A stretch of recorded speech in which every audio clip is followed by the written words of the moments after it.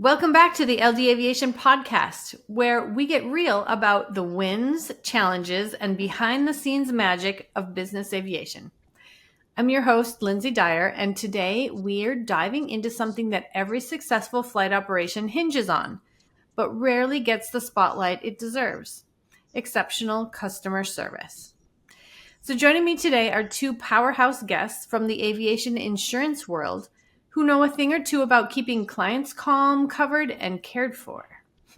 So first up is Alejandro Galioto, a seasoned executive who's been navigating risk and building client loyalty for decades. And then we also have Carolyn Novak, a star who brings a fresh, empathetic lens to customer care. She's got the kind of client instincts that you can't teach and a few great stories to share.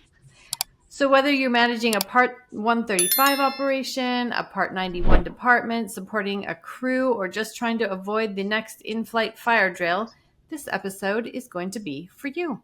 Okay, so let's get started first by getting to know you both a little bit better.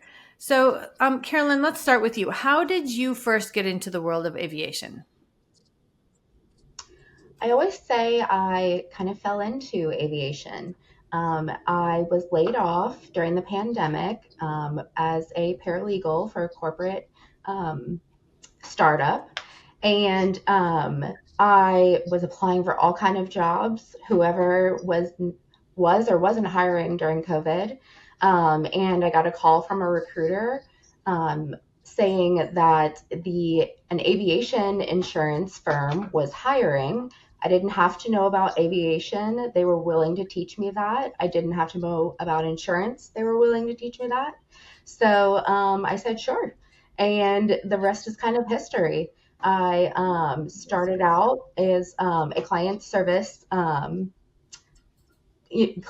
representative. And really got an introduction. I started working on light aircraft and a lot of 172s, 182s, all of the introductory, really from the ground up, I learned along the way, kind of like you learn as a pilot too. And found my way to Alejandro and True Course, and now we are here at Relation. Very cool. That sounds great. And Alejandro, now you've been in the aviation insurance section for quite a while now. How did you get into it? Yes, I've been in the industry for 26 years. It's so crazy. I was an Wow. aviator. I went to school to become a pilot, and my senior year of college at Kent State, I was a flight instructor, and I decided that aviation as a career wasn't as good a fit for me as for my fellow pilots at the school. They loved the airplanes. They wanted to go faster. They wanted a bigger plane. They were into the technical things. And I just have always thought planes are beautiful and I love traveling. So uh, I ended up applying for a couple of jobs and I got a job with an insurance company that did aviation insurance. And they hired me as a claims adjuster and they gave me a 182 and I would fly to accident sites or to clients, write reports and pay them for their claims. Wow, And cool. yeah, and then I got an MBA at night. Uh, I'm not a huge fan of the whole MBA thing because people get in debt for a long time with it. I'm not sure it's worth it. But they did teach me that money was in sales, and sales was becoming a broker. And I tried it out, and I've been a broker for 22 years now, Wow. and I love it. That's so cool. Great. Well, that must have been fun. So they really they had the airplane for you and they let you fly it around. Yes, I So was in cool. Atlanta and LA. In Atlanta, we had a company airplane that I had the keys for, so I'm like 21 years old and I have an airplane. And then in LA, I would rent aircraft. Crazy. Oh, that's awesome. Do either of you remember your very first client interaction? I'll never forget. Tell us about it, Caroline. I don't remember mine. Well, the first real interaction I had, I was working with a client who was an attorney and an owner pilot. And I had just learned how to use the aero quote system for light aircraft, and had analyzed all the quotes I got and put together a proposal really nice. And of course, the gentleman called me and he really started grilling me on a lot of the terms and conditions and really testing me. And of course, I'm listening and just like panicking because I have like no idea. I hardly know what I am starting with, you know. So, Mhm. so I did. I just calmly listened, took notes, and just told him I would do my homework and I would let him know. I'd give him a call back. So I did, of course. After that, I went to the person who was training me and I was like, I have no idea what this man just said or what he was asking, but Uh-huh. here is the list of things that he asked about. Where would I look to find these things? Or, what are the answers here? And did, work together. I learned a lot about where things are in contracts, how to read contracts, and really get into the nitty gritty of what things are saying in that legal language. Yep. Which it's almost like being an interpreter, Yeah. and helping it break it down for people, and when clients have questions. So that was Mhm. a great lesson learned right away. But yes, I will definitely not forget how scared I was in that first conversation. But now it's like second nature. Those kind of calls are easy, and even if a lot of times I know the answer now, being in the game for a while, and a lot of questions that come up too, which is great. I love when people have questions. Um, it shows I me that think they're Caroline had an excellent point there, which was that our job is to translate what is a completely niche aspect of insurance. You cannot learn what we do in a school. You can't pay for classes. There's no training. It's all learn on the job. It's a very small niche. And Mhm. so our job is to translate how the coverages work and the complexity of the contract to the client in layman's terms so they understand what they have.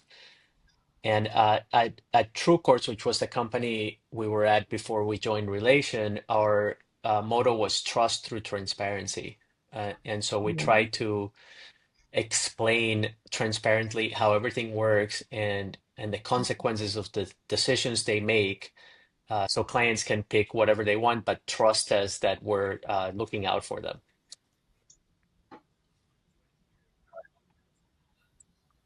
That's great. I love that translation thing too, is because so much of that legalese, a lot of us just skim over, and we're probably missing, very important details. But I know I do a lot of that skimming over because I don't understand all the pieces.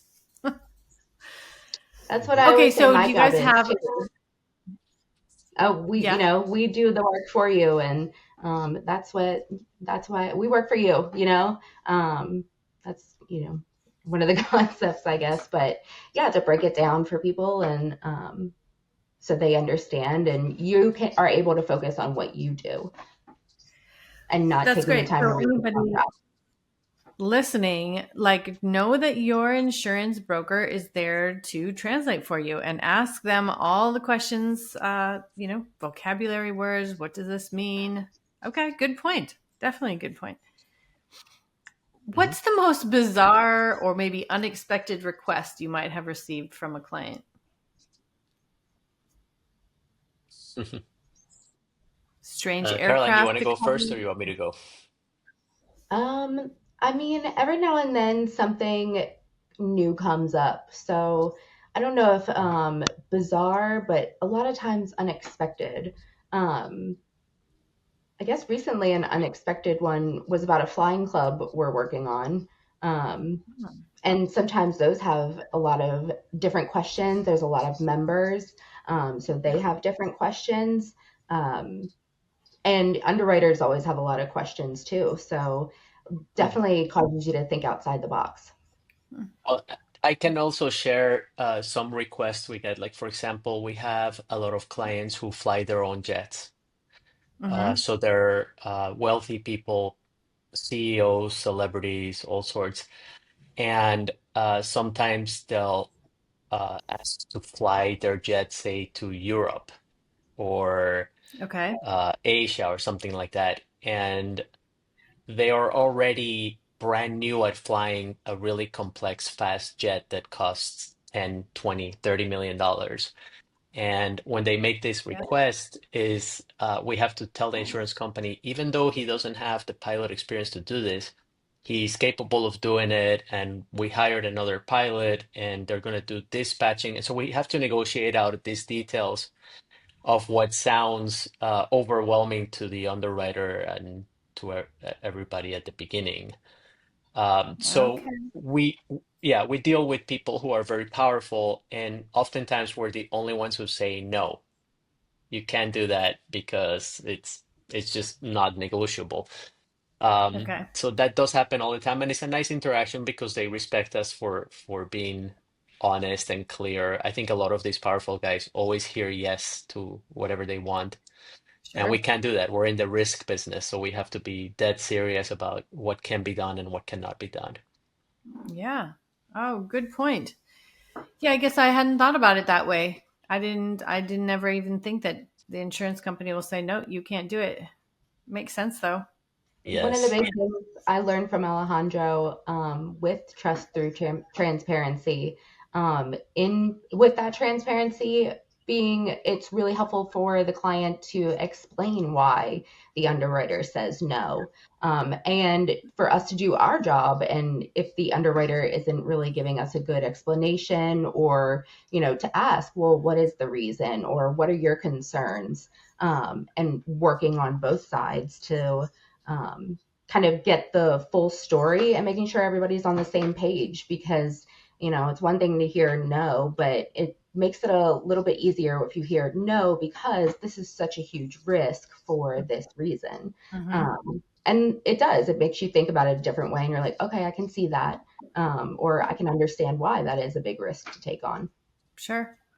And And we I, also have to be super empathetic because we're in the customer service business. So we don't want to just say, no, you can't do that. Listen, I understand why you want to do that. It sounds amazing. However, there's this issue with all this money that the insurance company is worried about. We can work with them. So we have to be brutally honest, but we have to land it very softly because they're clients and we're in customer service. and I suppose like scheduling and dispatch, because that's my background.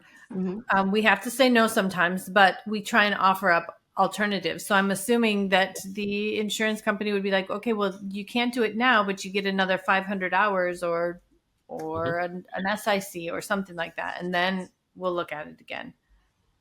Yes, Exactly. 100%. They'll give them a path to get it done somehow. And when I was talking about dispatching, I was specifically talking about when you go overseas, you want to call the dispatcher and find out what the different countries, the rules are, what the political situation is right now, all that stuff. Yep. Just because the Yep. insurance company wants to see that you are thinking about it, you planned it well, you talked to Mm-hmm. everybody. Great advice. Yeah, using that service provider, or I'll add a plug for LD Aviation. I mean, some LD Aviation could do something like, but there's a bunch of other companies out there. Find a company who can be your partner with that. Yep, sweet. But They've done it. LD is the best, so keep There it we with go. LD. That's right. Yeah. Absolutely. Well, Alejandro, you mentioned customer service, and that is a main focus of this podcast. So let's switch over kind of to more of a customer service focused discussion. And um, I'm going to go my first question with that, which what does world class customer service mean to you in the aviation insurance industry, which is really pretty high stakes industry? Just like you were saying, you're Hmm. talking to high net worth people. Hmm. Well, the first thing is obviously to be transparent, which I mentioned. That that has to be a part of it because otherwise you can't form a long-term relationship of trust. But the second thing is that Okay. we focus intensely on being responsive always. So we try to Mm-hmm. return calls within an hour. If we get an email request, we tell the client, I got your email request. I'm gonna go find out the answer. We don't not respond till we get the answer from the insurance company 2 days later. So it's kind of that responding within the hour and being transparent, showing them their interests are the most important thing. Nice. What about you, Yep. Caroline? What do you think? Very good point. I definitely agree with those points. I think the biggest part is putting myself in a customer shoe. How would I want to be treated if this were my jet, if this were my 182, if this were any business of mine? I would want the person on the other end to feel it's important and as urgent as I do, which is why, that timing thing is so big for me. I'm constantly looking at my email, checking and seeing what's coming through and who needs what and trying to stay on top of all those things. And, making sure, even if I don't have news yet, still updating and saying, I don't have news. I've left voicemail. I'm waiting. They're either waiting to clear with higher ups or things like that. So communication for sure and that attention to detail are really like my top tier customer service things. My gosh, I hope everybody, even outside of the aviation industry, could just listen to those two points, because if we could just have some quick responses, attention to detail, just in life in general, I think everybody would be a lot happier. It feels like we're getting less and less of that these Yes. days. So. One aspect of that is really important for us is that we can't really do marketing. Like if we put ads out, we're a small team, we're a boutique firm, we are hands-on. So if we put an ad out and we get, 50 calls for a small aircraft, uh, we don't have the bandwidth to do that. So the only way we grow is through referrals. And referrals come straight from the customer service experience. Yes. So we have grown organically for 15 years, and it's because the key to it is good customer service. It's not a choice in our business. Exactly. Very good point. Very good point. Alejandro, you've been doing this for 22 years. Do you feel like these client expectations have changed over the years? No, no. I think Okay. I think people want to understand what they're buying, and they want to know that they're not getting ripped off. They want to have peace of mind. And with insurance in particular, a lot of people don't like it. It feels like they're burning their money because they never have a claim. They don't think they're ever going to have a claim. And Right. because we provide an expertise in this industry, oftentimes experts will tell clients, look, pick this choice because it's the best thing for you. And the reasons for it are complicated, but just do it. We can't do that. We have very intelligent, very capable, very successful clients. There's nothing we can do that they cannot, or that we can understand that they cannot. So we have to be totally transparent, explain how it works. And if they can buy the policy and know they're comfortable that they're not getting ripped off, that they have the right coverage, then we won. That's our goal. Great. Yep. Great. Caroline, is there something that you consistently get, talked to about from your clients? Like, say, I really enjoyed that you did this. Is there something that you do? I mean, we talked about how you respond very quickly. Do clients say they appreciate that? I was just about to say, you kind of cut in a little bit, like you froze a little bit. Can you just repeat that question? What is one small, maybe powerful thing that you do that clients consistently remember? I am a huge note taker, and that is any kind of conversation. The phone rings, I pick up a notepad and I switch a new page. Whether it's writing down one or two keywords or I am, scratching down paragraphs as we go. I am a meticulous note person, and I let my clients know that too. Mhm. I'm taking notes while I'm on the phone and letting them know that. And Yes. I'll ask, like, hey, can you say that again? I'm writing all this down. I had a And great then conversation conversation yesterday, actually, with a client. We were talking about his renewal, and he was Mm-hmm. going over a lot of really, really great things that he does to be proactive.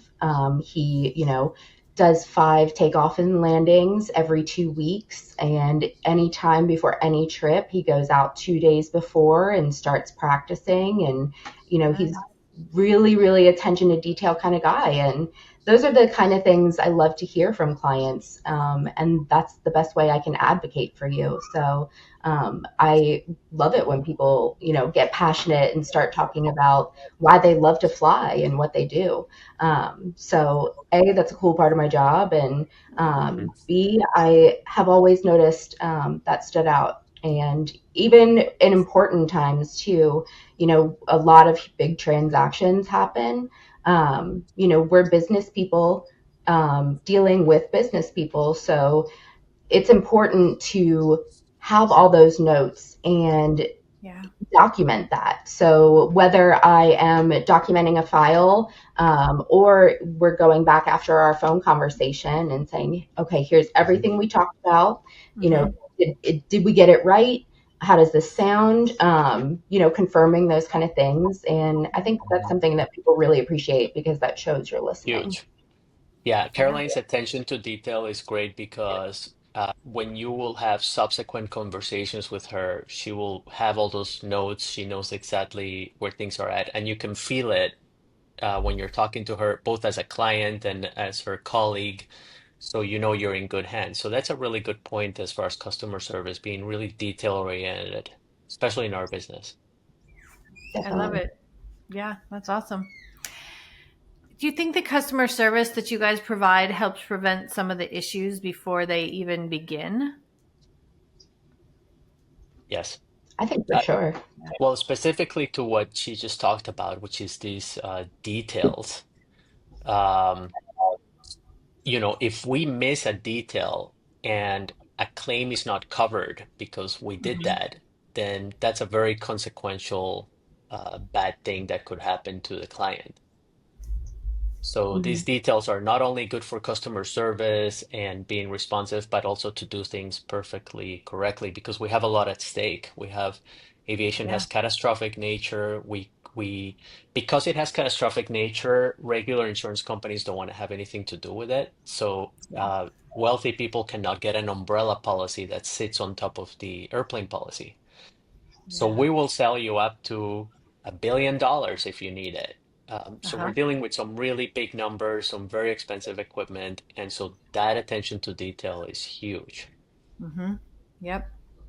Along with that too, I think details is great for us too, because the more we talk, the more we learn about how you're operating and what you're operating, we can give you great risk management feedback. So that helps us too. And just saying, here's a great tip or something you can do to mitigate this risk. And that's something we can tell an underwriter, hey, they do this. You and I talked about SMS procedures just the other day. Yep. So that's something great that we can say, here's a whole safety procedure, here's everything they do, they run down this, and that's going to result in a favorable look for you. I think that's a really big point too. I mean, customer service wise, but really in the aviation, I'm sorry, the insurance section is Mm-hmm. that I guess I didn't realize that your broker can really advocate for you to your underwriter. And so it is a really good relationship to keep well maintained and talk to them about that. And then Hmm. vice versa. I love where you're talking about, okay, the one guy, he was, did the 5 takeoffs and landings every 2 weeks. Then that could become a suggestion for somebody who perhaps isn't as Exactly. attention to detail, and you can be like, listen, this is going to help you out, and Mm-hmm. Hmm. I can go to bat for you if you do this. Yes. And you bring up another good point, which is that we're selling to the client and making sure we do really good customer service, but we also have the relationship with the insurance companies and the underwriters Hmm. where they have to like working with us. And they like working with us because of the same things. We are transparent, so we're not hiding any information that could result in a claim. Hmm. And we are detail oriented because we bring them all the little facts that can help them make those decisions. So with the owner pilot who wants to fly in his $20 million jet across the ocean, at first that sounds really scary, but if we add details like they worked with LD Aviation and they got all the dispatch down, they did safety courses in ditching in the ocean, they're bringing a professional who's done it 10 times, then those details allow the insurance company to be like, okay, it's not as crazy as it sounds. Maybe we could do it. Okay. And That's especially not just bringing that to the underwriter and saying just that small bit, that first part, $20 million jet crossed the ocean, owner flown. We're saying here's everything. It's well thought out. And it's not just the underwriter, that's less work for them too, which they definitely appreciate. They're always super busy. So they get all the details up front and they can make an easy decision. And it's not a bunch of back and forth and, you have a question and a question and a question. It streamlines the process. Yeah, I love it. So you customer service on both sides, your underwriter and your client. Exactly. Yep. I have kind of a question. So I would imagine that some of the work that you have to do is high pressure, last minute type of stuff. And correct Mhm. me if I'm wrong, but I'm imagining maybe your deadline or you're the client and all of a sudden your insurance is going to expire and you didn't go out and ask for quotes. And then all of a sudden you have to get all these quotes really quickly and maybe you don't like it and you want to change to another company. How are you able to handle that? And I guess I should ask first, does that happen a lot? Yeah, Yes. Yeah, uh, it does. it happens. It does happen a lot. I mean, it's common. Not most of the time, but it's common enough. And we just have to deliver. So we get on the phone. Since we work with these underwriters every day, all year round, we get on the phone, we explain to them, we just got this info. I got a date to quote it. What can you do for me? Try to sweet talk them into being friendly and helping out. And generally they do because they get it. We don't want to be doing things last minute.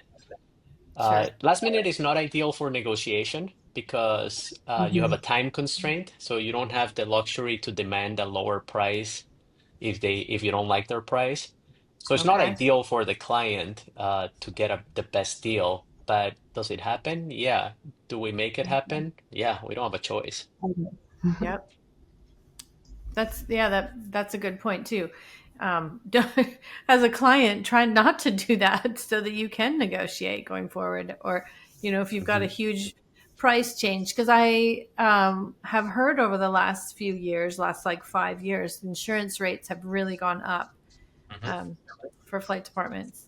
So, So they have, and I'm really glad you brought that up because hopefully your audience will hear this. We are right now today in an aviation soft market, okay, meaning we have new insurance companies that want to write business to prove their entry into the market. It's an industry of slow entry. It takes insurance companies several years to get approved by all the states. Uh, okay, and at this moment, these companies are being very aggressive with rates. So we're slashing cost for clients wherever we can. Uh, okay, and it's important they know because this is a good time to ask a broker for a quote. Brokers get commission. So a okay. lot of brokers out there will be incentivized not to reduce the rates because they will take a hit on their revenue. Mm, We have sure. we yeah, we have long-term goals. We want our clients to be with us for 10 years, not to rip them off for 2 years and then we lose them. So right now we have a soft market. It's an opportunity to bring people in, save them a lot of money. I do not think the soft market is going to last. We had the LA fires at 50 billion. 9/11 was 32 billion. And we've had some high profile aviation accidents this Wow. year. So yeah. So I think at the end of this year, when reinsurance is negotiated again, that the prices are going to go Yep. up. And just real quick, reinsurance Okay. means that the companies that you and I deal with will pay the first, say, 10 Yeah. million of claims per year. We don't know that number because they're private contracts. And then for them to sell up to 1 billion, they buy like an insurance policy called reinsurance. It's a reinsurance agreement that allows them to offer those limits from a reinsurer. Reinsurers Okay. are only a handful of companies that control the entire market. Uh, Wow. and so they Okay. really dictate where the rates are going to go. Yes, they allow the new companies to enter. They give them reinsurance, knowing that that would bring more revenue to those companies and that would lower the price for everybody. And so, yeah, we're in a soft market, really good opportunity to save money right now. I'm not sure how long it's going to last.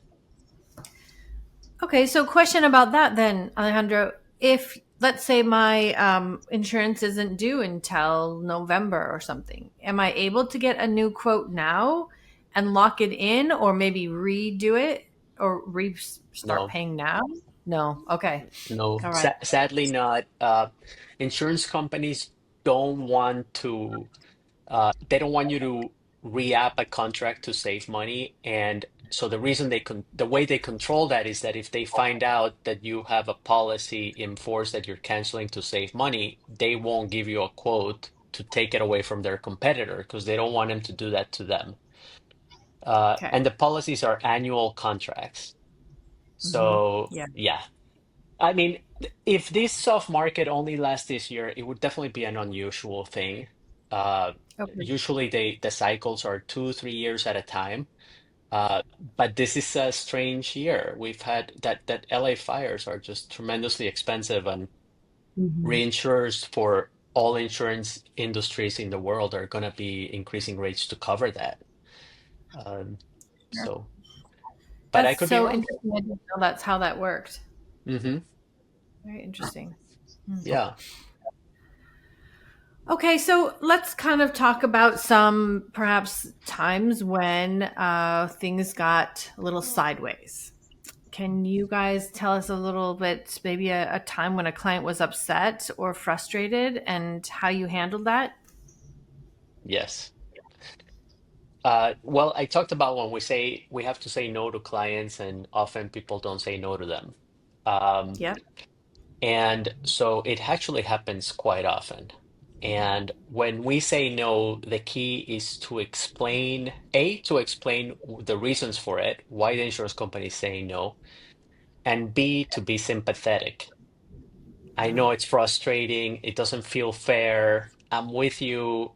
I would do it if I could, but I'm a middleman and the insurance company won't do it. These are your options. Okay. So, yeah, Yep. we do it quite a bit. What about you, Caroline? Definitely agreeing, being empathetic. Well, and having just that empathy too, because like I said, always in the customer's shoe, of course I don't want to hear no. I want the underwriter to always say yes too. Yeah. So having to empathize with them is super important. But also that's where I think it gets kind of fun because that's where the strategy comes in. Um, you know, yes, he said no to this, but let's find a way to make them say yes. And getting with that client and saying, okay, who do you have who could be an SIC? Here's, the requirements they would be looking for. Let's find somebody who can fill that role for that flight and get them approved. And there we go. We solved the problem. Anything like that. A lot of times, if pilots not being approved can be pretty disappointing. And every situation varies. It could be in a pinch, it could be, for a planned trip, anything like that. But trying to get creative and getting things to work is super satisfying.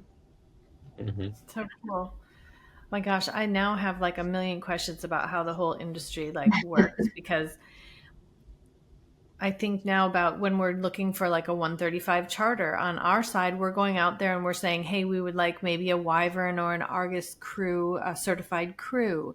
Mhm. But sometimes that's not available. And so you're like, okay, so now we're taking another crew member who perhaps has lower uh, hours, not as much time in the airplane. And then how do we know that that person is covered under the insurance? I mean, hopefully the company is doing that on the up and up and stuff. But Mhm. Yes. hmm, that's Yeah. I mean, if you, I can tell you, I think I gave you a general idea of aviation insurance, but I can talk more about the structure why so different. I mean, I explained that. Yeah. Okay, here's a really good thing to understand. Okay. A lot of people, especially when they're buying these policies and they're so expensive, would ask, why can't I just buy it directly from the insurance company? Why do I have Good to pay a question. middleman, a commission to do it? Yep. And that's a key question to make our clients comfortable with what's going on. First of all, the insurance company's job is to make money. So they want to charge the most and cover the least. And Sure. it's just how it works. There's nothing wrong with it. That's what they're trying to do. Um, so the first reason the client needs us is because we know what insurance companies have, what kind of appetite, what kind of aircraft they're going for, what kind of quotes they do, and we have relationships with them to get those quotes. Okay. The second reason we're needed is because the insurance company needs a layer of protection. If an insurance company denies a claim after a tragedy has taken place, you go to a court of law, the big bad insurance company is going to lose. So Okay. we buy errors and omissions insurance to cover our errors, our mistakes. So if the claim is not covered and it's because we didn't give a message to the insurance company or the client, or we failed to identify a coverage that needed to be there, then we are the first layer of protection for the insurance company. We're going to be the ones sued. Okay. So that's some context as to why brokers are needed. The other reason the broker is needed is that, and this is particular to aviation, is that there's not enough actuarial data in aviation. Like with car insurance, house insurance, you have millions of data points that are used by the insurance companies to determine the rate, the risk, where they want to underwrite it or not. There's not Okay. enough airplanes in the world. There's not enough airplanes in the US. I think the US has like 20,000 airplanes.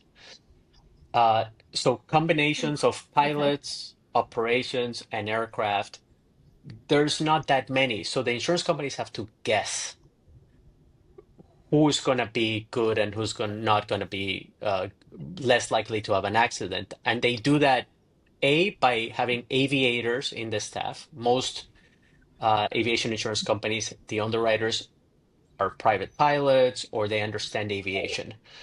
Uh, and then the second, so that's the first reason. And because of that, and based on their experience too, what claims they have had. So we have accidents in aviation with perfectly good pilots in perfectly good aircraft, and these guys just can't predict who's going to have an accident and who's not.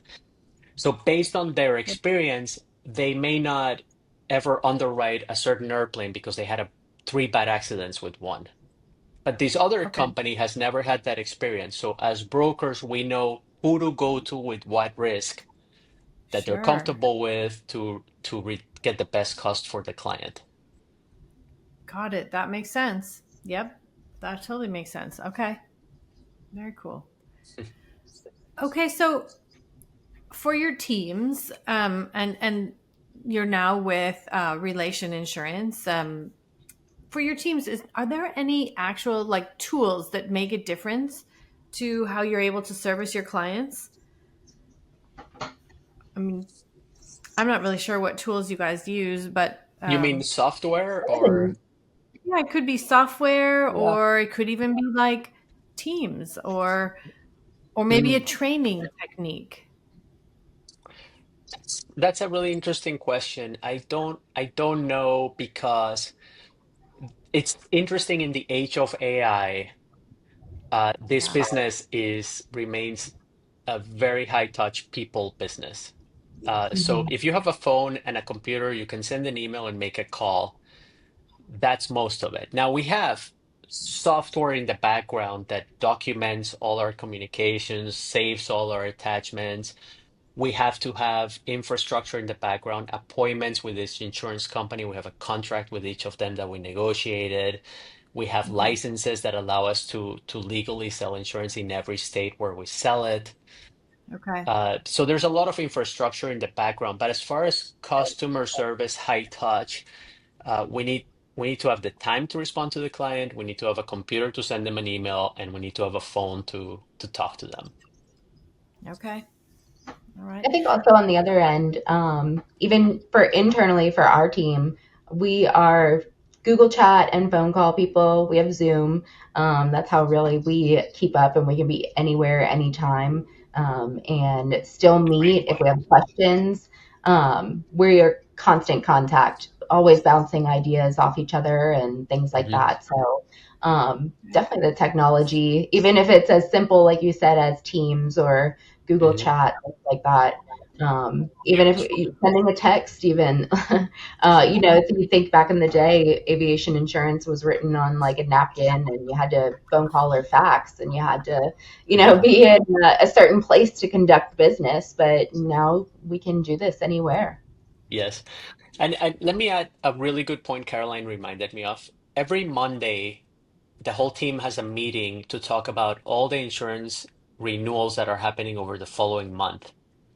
And the Oh, reason for that is that if you need something on your policy and Caroline is on vacation, I can pull up that conversation and I can look in our software and see where you're at and help you out. That's a big part of customer Mhm. service. So the team Yeah. internally is talking about all the issues that we're dealing with so that anybody can step in if necessary. well, and that was a good example. I think Caroline was out on vacation recently, and Alejandro, you helped me out with a question I had Exactly. for my piece, which was great because then I didn't have to feel like I was waiting. So Yes, that's Yeah. it's really cool. huge. Yes, You definitely brought up customer service. something about the evolution of like where you're doing business, and that was kind of one of my questions. My next questions: do you ever go to the hangar or the airport to meet with any of your people, or is that just really not necessary? No, it is. If it's a big risk, a lot of premium, a lot of potential catastrophic limits, then it's good to have a meeting with the insurance company. And there's two main reasons for that. The main one is that we're still humans. We may be Mhm. on computers, we may have technology, but there's nothing like sitting down in person to develop trust. So Yeah. we could have an account where on paper it looks really risky. I don't know if I want to do it, but if we know that meeting the client will allow the insurance company to have some trust, then we do it. The Okay. second reason is kind of related, it's kind of the same, but is sometimes we have older pilots, and Yeah. generally they don't want pilots over 69 to be flying. Okay. Uh, Sometimes we have pilots over 69 who are in amazing shape, and they're great guys. And so sitting for lunch with the underwriter will allow him to say, yeah, this guy's fine. We're fine insuring him for another year. Okay. Uh, Cool. yeah, so the in-person meetings are huge. We don't do it too much. We have clients all over the country. People are constrained for time, but if it's a really big risk, a really big premium, then it's totally worth it. I think it's especially helpful for clients who are on the airport and out of FBOs too, because sometimes it's hard to like visualize what they're doing or how things are set up. So going out there and seeing where everything is and seeing their safety procedures and things kind of in action, where everything's displayed, how tools are stored, how the planes are set up in a hangar is really helpful to go out and see. And again, like Alejandro said, to be able to advocate for the client and say they're doing a great job out there. Here's what I saw. Here's what you need to know, kind of thing. Very cool. Then, so if you are traveling once in a while, are you split up with like regions? Is that how your clients are split up, or So is it by? we have clients in most states. Um, we have some international clients. Just access to the US aviation market is coveted, so we'll have somebody in Malaysia or in the Middle East who wants to work with us. I'm in LA. Jessica, who's in our team, is here in the LA area. Caroline is in Nashville. Um, we right now, because most of the work is done remotely, we assign Mhm. accounts based on capability and availability of time for each Okay. client. It's nice that we have Caroline in the East Coast because she can start doing service requests for East Coast clients before we get in. And Just the same after she goes home, we can take care of her clients after closing in the East Coast. Uh, Yeah, so yeah, we're not using geography, but as we grow, it will become more of a factor. cool. Well, and I think that is it really goes to customer service. LDA does that similarly as well. Like customer service, you're trying to, with having Caroline in on the East Coast, be able to answer questions early in the morning. And Alejandro, you're in the afternoon. You are answering the questions till later in the evening. We do the same thing, and I think that is a really good example of great customer service for any other companies out there. You Hmm. know, Definitely. and that goes kind of along with the remote. You can allow people to live where they want to Yes, and really allow them some, I yes. guess, happiness in their life, but it also helps the company by covering Well, the customer better. let me add a little aspect to that that might be a little controversial, which is the working from home thing. I Yeah. I believe, and I think a lot of people now believe that if you are in an office, you're gonna be more productive, you're gonna have conversations about customer service, new issues. But I believe that our brokers, Caroline, me, Jessica, we are uh, happier and workers in general are happier to work from home. It's a flexibility that is very valuable for people. So Yeah. we hire people based on attitude. We like, you know how Caroline said at her first job, they said, we'll teach you everything. That's how we do it because you can only learn this on the job, and attitude is so important. I don't have to worry about Caroline, whether she's doing her job or not. I know she's that quality of person, no matter where she's at. I don't have to micromanage it. So it would be advantageous if we're the same office. I think it would increase productivity, maybe 10%, as much as 10%. Uh, but Caroline is very valuable, very good at customer service, and what it takes for her to be here is to be trusted and for her to work remotely where she needs to be. And because she has a great attitude and that's what we hire for, then it's worth it for us. She's going to be better with customer service. So it's a question I've thought about a lot.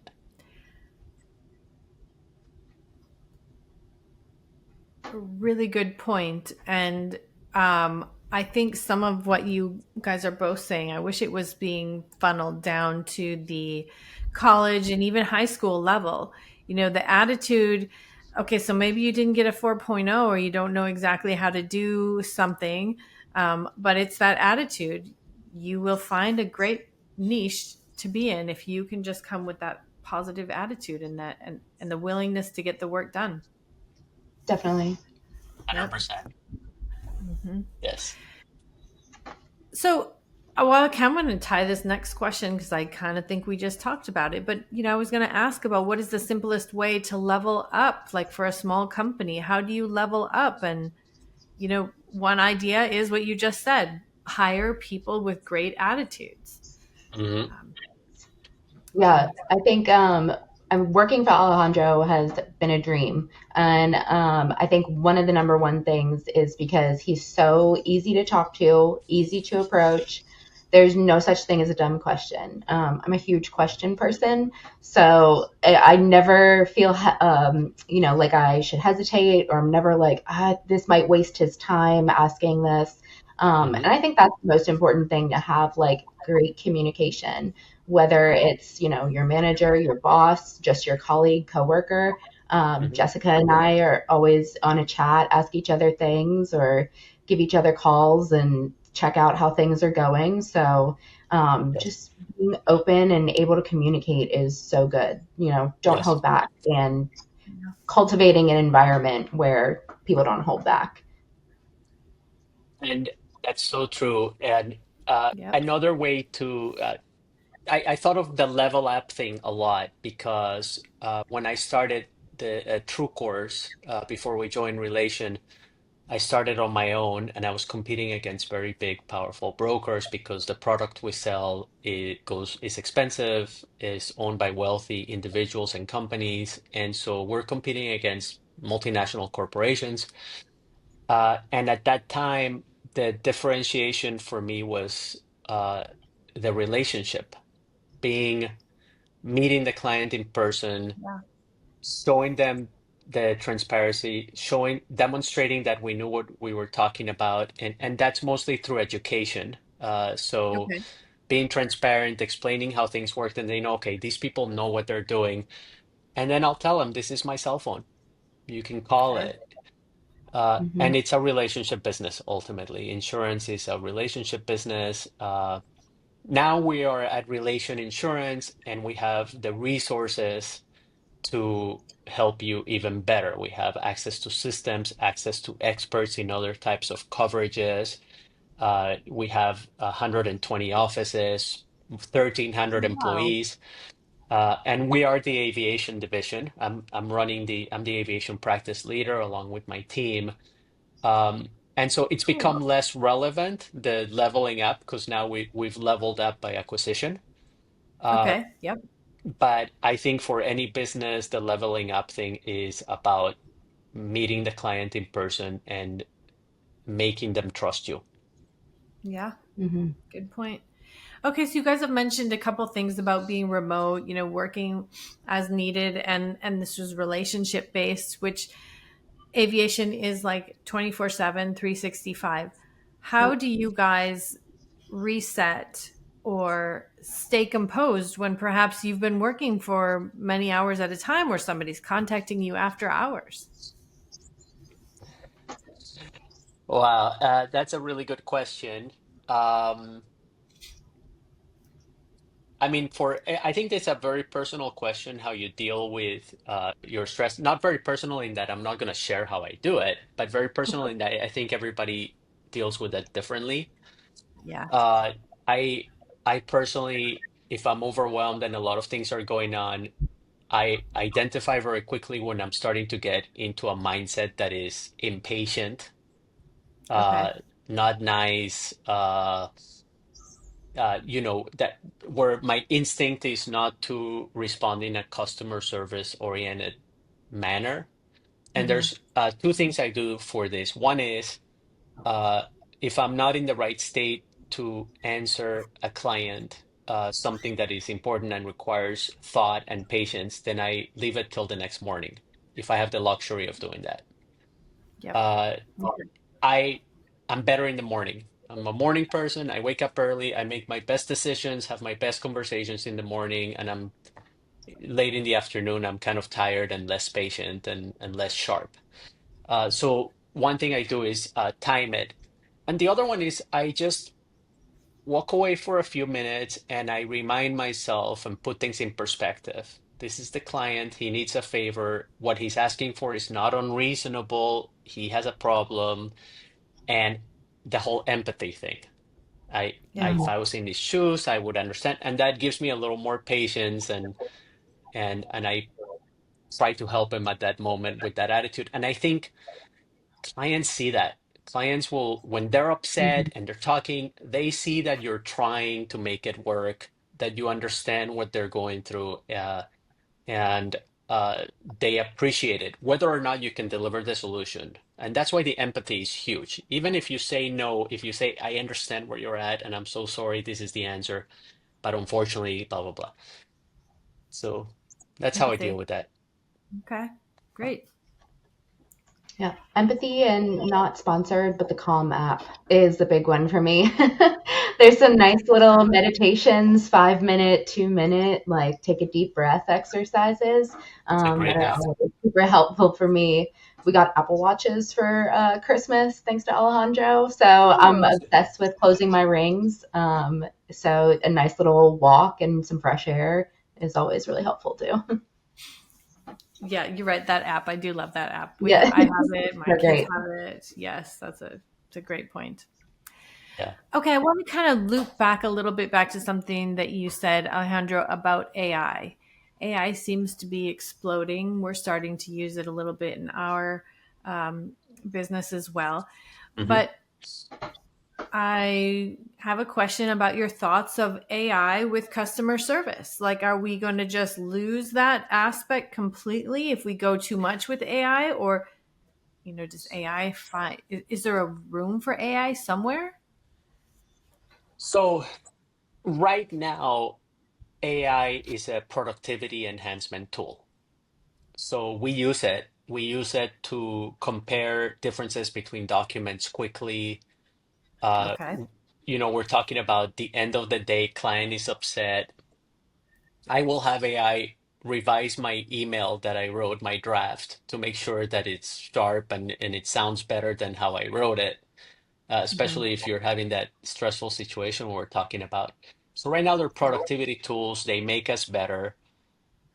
Where AI is going in the long run, uh, I think it's going to eliminate most white collar jobs.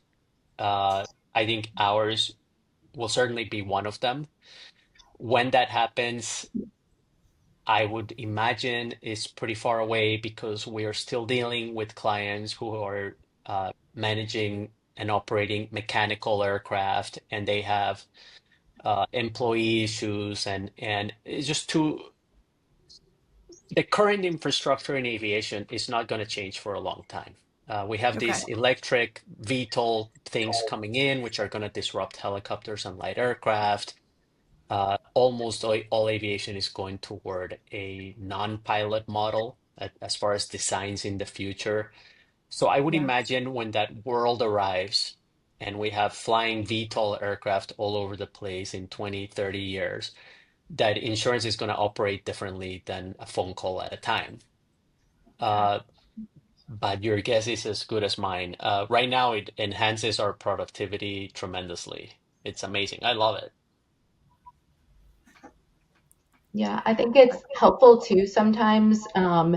We are in the trenches every day, with contracts, with negotiations, and with speaking the language of aviation insurance. So sometimes it is helpful if I'm trying to explain a pretty complex topic via email so it's readable and understandable and a good reference.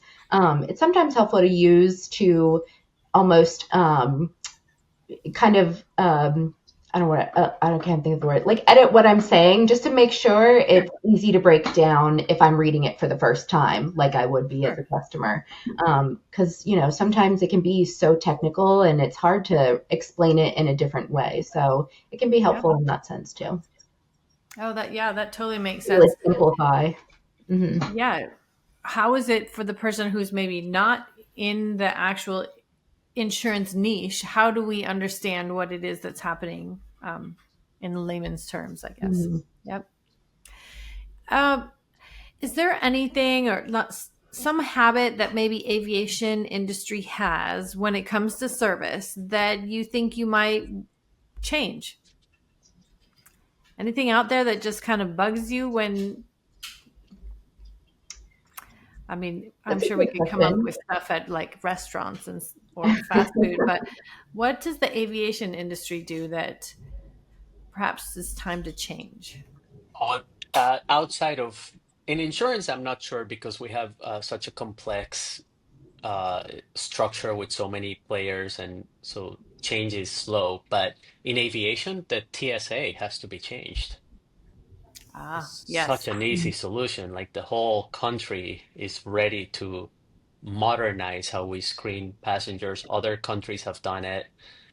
Yep. So in aviation in general, for the customer experience, I can't think of anything bigger than allowing us through technology to go straight from the car, straight to the gate with our loved ones and hang out there. And I think that's coming very soon. I think the country's fed up with this. So we'll see. Boy, I hope so. Cross my fingers that you're right there, Alejandro, because I'm tired of that as well. Yes, it's just ridiculous. So you guys obviously are super high performing customer service group. I mean, you wouldn't have gotten acquired by relation if you weren't top tier and stuff. But what keeps you motivated? Because I'm sure there's some tough days. What keeps you motivated really to keep that excellent customer service going? For me personally, is it's very satisfying to bring solutions to our clients. We have Agreed. just a really complex environment, complex policies, laws, aviation. And so when a client needs something, and especially if another broker couldn't do it, and we find a solution, that's amazing. And it also keeps the job interesting. Every problem is different, every client is different, and you have to be a people person. We like people, we like talking to people. Uh, Yeah, y your day from 9 to 5 is much easier if you're in a good mood talking to nice people and being kind to each other. true. Hmm. Yeah. What Yep, keeps me very true. motivated is the relationships for sure. Like Alejandro just said, it's like working with your friends. Like clients become your friends, underwriters become your friends, and it's nice to chat with people. You get to catch up, things like that. And it is like the rewards are satisfying of get solving a problem, finding a great strategy. It's a good feeling.